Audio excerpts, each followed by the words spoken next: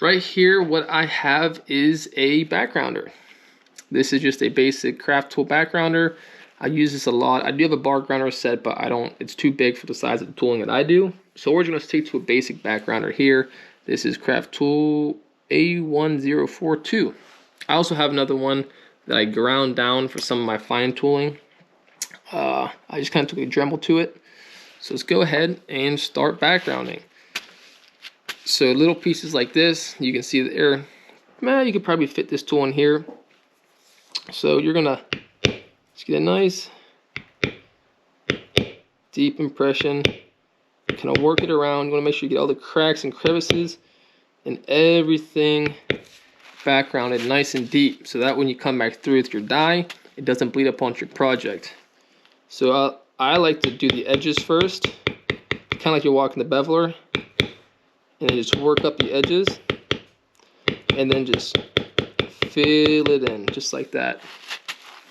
And I will just work my way all the way around the project. You do want to take your time doing this. You don't want to accidentally slip up and hit your vines with your matted background tool. That would not be good. But yeah, they make them in different sizes, and like I said, for me, sometimes I do some work that is very small, so I had to kind of custom make that own background tool. As you can see, it's starting to look really nice. Let's go ahead and get the inside of this. Sometimes you gotta maneuver your tool around to fit certain spots. But yeah, so we're gonna go ahead. I'm not completely hitting this tool as hard as I can, but I am making sure I'm giving it some decent wax. So that way, like I said, you don't want any of your dye to be bleeding up onto your project. And if you do this part wrong, that will absolutely happen. So this little spot right here, I do have this little one for that reason. You go ahead and just do that. You probably could get it with this backgrounder. Yeah, I would fit in there, but I just like being precautious. So let's slowly work our way around. I do have a custom set of bar grounders coming in. I ordered when I was in Waco, but I still haven't got a call back yet about them. And I do like backgrounding because now, how I talked about before on the 3D images, how you want it to pop up, you can really start to see that now. Like I was talking about how your image is supposed to pop up out. Now you can see that happening in the actual product. Why you didn't want to bevel towards that side of the line on here. Want to bevel out towards the background. So we'll continue to take this beveler, or not beveler, but backgrounder, and follow it around, this floral.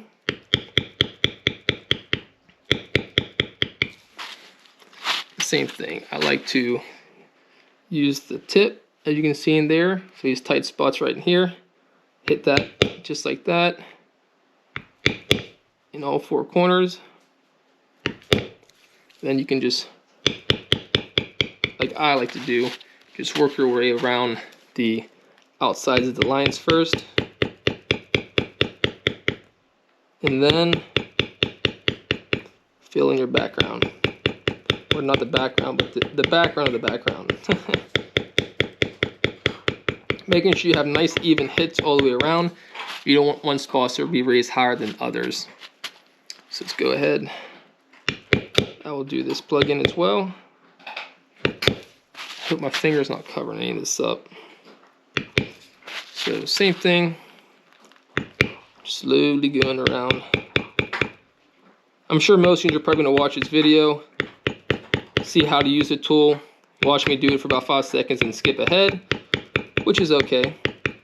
But I figured I'd at least record everything so that way, in case there's someone who wants to watch the entire process, that they can do that. So skipping over to this side of the pattern, same thing. We're just going to slowly work our way around the inside of that. Nice even taps to that corner. And just slowly work our way around the project. Like I said, don't get too slap happy and accidentally hit a flower or something with this because it is very hard to cover up. It is possible to cover up, but it's a pain in the butt, and it's just, you don't want to deal with it. Okay.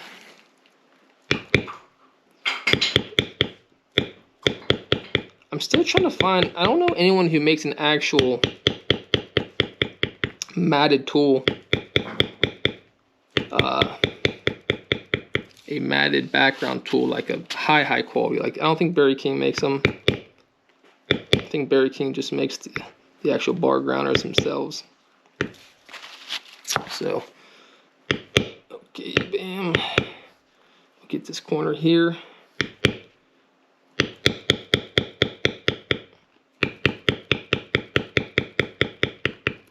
Keep it nice and pristine, just like so.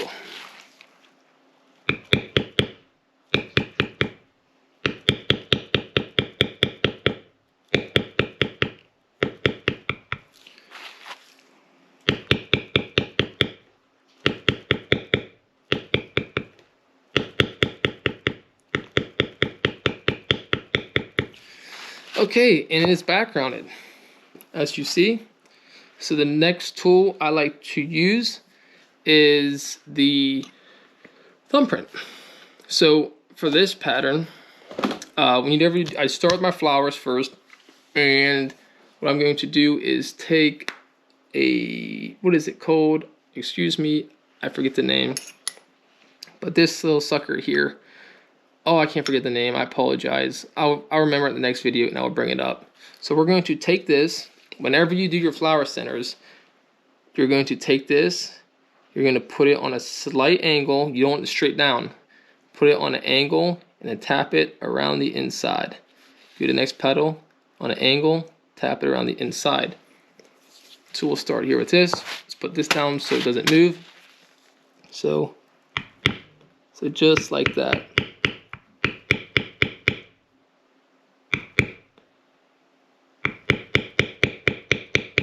So typically I try to use my Berry King tools, but I'm not trying to do all Berry King, just so that way I can show you how to do stuff with the Tandy tools. It's the same thing. Just going to slowly go around that flower center, just angle it up.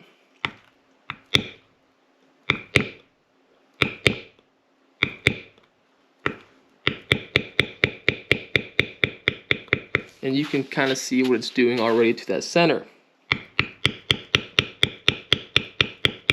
But it's very important to have that on a slight angle, and otherwise it's going to mash all this down. So yeah, you can see how nice that flower center looks. So let's go ahead and we'll do this side of the flower, or this other flower I should say. Same thing, just slowly take that tool and just tap it all the way around. Be careful, you don't want to hit the seeds in your flower center.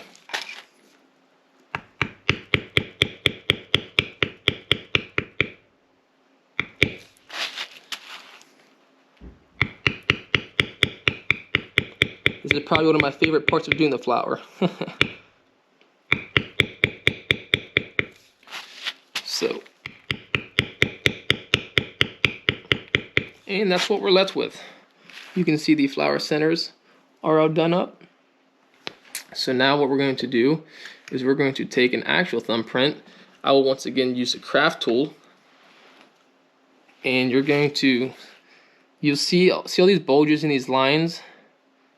You can see right there, that is where you want to place this. So you're going to take that tool and you're going to just go ahead, same thing, you want it on a slight angle.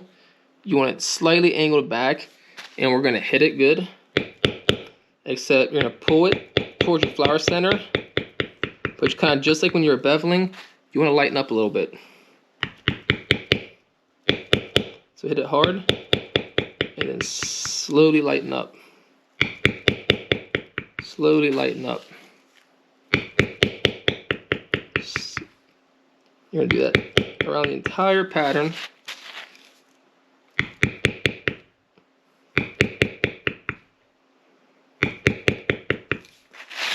Just quick and easy like that.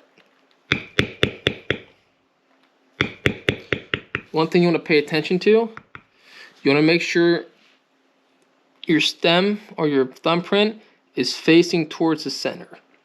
So you don't want to have your thumbprint facing this way and not facing the center of that flower. So like I said, let's go ahead, hit it hard, and then slowly fade it out. Fade it out. Just all the way around your flowers. And you can already see how nice that flower is starting to look. Fade that out. Slowly pull it down and lighten up on your tooling.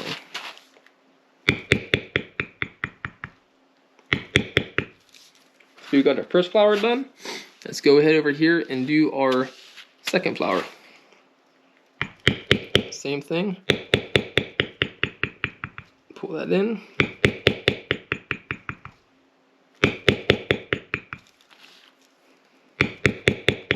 This is just the way I do flowers. Well, I don't do this exactly like this, but I try to keep it a little different for the video. And everyone typically finds their own way they like to do the flowers, but this is just how I prefer to do them. So like I said, just make sure that whenever you hit it, that flower is facing toward, excuse me, my throat's dry. This is facing toward your flower center, and you're fading that off. You're not hitting it hard, and then that's it. Get a good hit, and pull it towards your center a little bit, and then lighten up. And that's going to give you that nice teardrop look.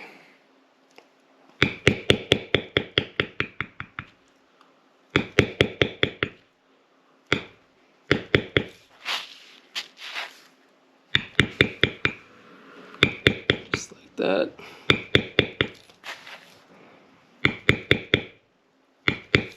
Okay, and then we have our flowers done. So the same thing, you can use this tool as well on this flower here. So you're going to just take it, go along, follow these petals, and just do the same thing. Just tap it in, and then just fade it off. Tap it in, fade it off.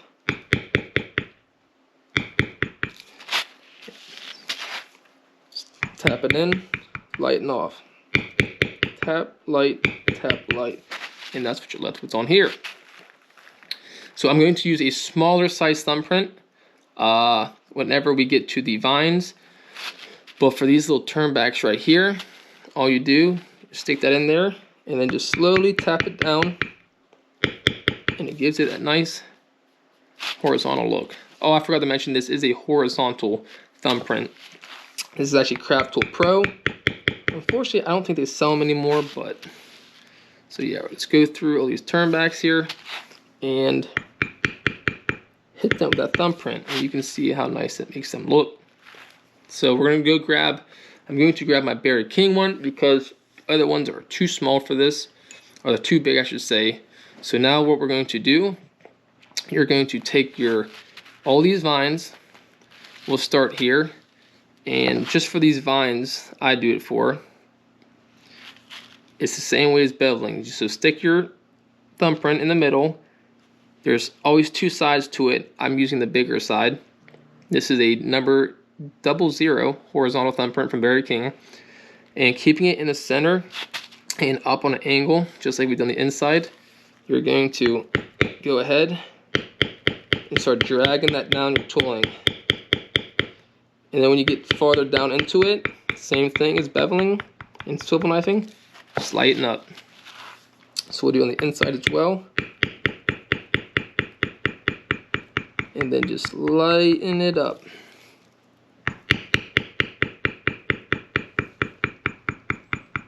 Slowly, slowly work it around. All your vines.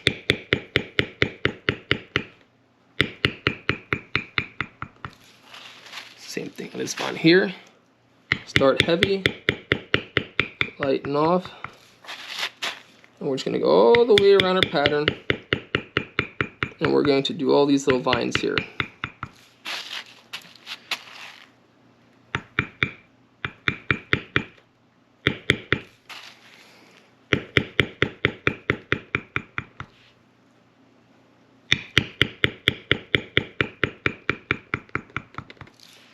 And you can see that.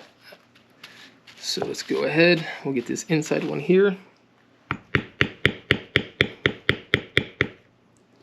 And you don't have, feel free to do it your own way. Use different style thumbprints, or if you want to use a different tool. That's one thing I always tell people, find your own distinct way of tooling. That's what's going to set you apart in the leather game. That's what people are going to really look at, and it's going to just really get you out there, as having your own distinct style. You can take a tool and use it a different way. This is just the way I use my tools. Feel free to do it that same way, but I feel though, as if you want to get a name for yourself in the leather world, you should at least try to come up with your own way of doing stuff. Just my personal opinion. Not that anyone asked for it, but okay. So like I said, we're slowly working around, getting all these vines, starting off heavy, and then we get to the end of the line, we are lightening that up. You can see the thumbprint puts a lot, for me at least, it puts a lot of detail into a piece. So what I like doing for these little blunt ends right here, I just take this right here, put it in here, and just hit it like that. You can see, go to there, angle it, hit it. Angle it, hit it. So then we're done with our thumbprint. So now what you want to do, I'm going to grab up a veiner tool. This is what it looks like. And we're going to do the inside of this center flower. So what I'm going to do is put it on an angle back a little bit, and then give it a nice little tap, and just go up my flower with that. Flip it to the other side. Boom, just like that. You can do it however you want. Like I said, whatever you think is cool or you like, go ahead and shoot for that. I mean, it's come up with your own ideas and stuff. It's really gonna set you apart. So now I'm going to grab a mule's foot, and we're going to do some mule's foot. So I'm using I will use the Tandy. I'll use the Tandy one. Actually, maybe I shouldn't, because they don't sell them anymore. We'll use the Berry King one. So I'm just gonna go through on these flower stems, and we're just going to grab this, and we're just gonna go down this stem like this, kind of get the stem popping out, I guess you could say. You always want the stem to be noticed more than anything else when it comes to the floral, especially if you get to go and do some tooling contest. A lot of people look at that. You want to be able to make sure you can see that stem coming up off that flower. So we did a whole lot in that one video. So we used the thumbprint, we used the veiner, and we used the mule's foot. So I guess I'm going to cut this video off here. It's probably at 20 minutes now as well. And we're going to come back and we're going to use the lifters. And then we're going to start putting our finish cuts in. I think it's pretty close to getting done to this project. But this is where we're at right now.